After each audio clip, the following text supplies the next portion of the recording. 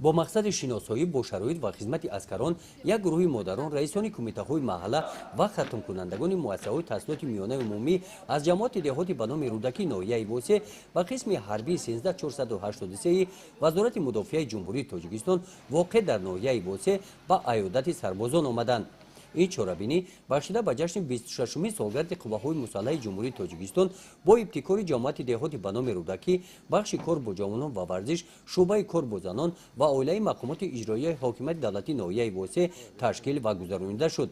از نام جماعت دهاتی به نام رودکی به قسم حربی پخت و پزهای خانگی، نان و کلچه و تحفه‌های عیدانه تقدیم کرده شدند.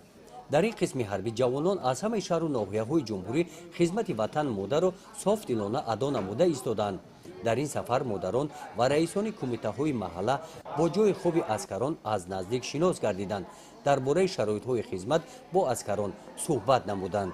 از جای خوب، از تعلیمگاه‌های آنها، از جای خوراکخوری آنها دیدن کرده و نهایت در شرایطی خوب و اعلی خدمت میکنند و دلم از تپش ماند و با چشمان خودم دیدم و دیگر تشویش نمیکشم که فرزند من در ناحیه دوردست خدمت میکند.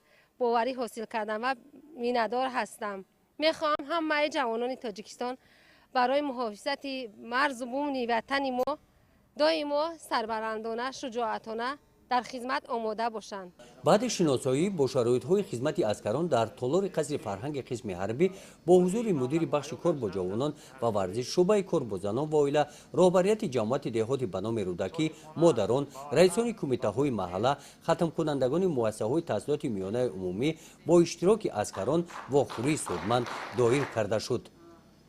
گزارش خوجا نظریف، خدای نظر ظهورف از ناحیه واسه برای برنامه اطلاعاتی نوید.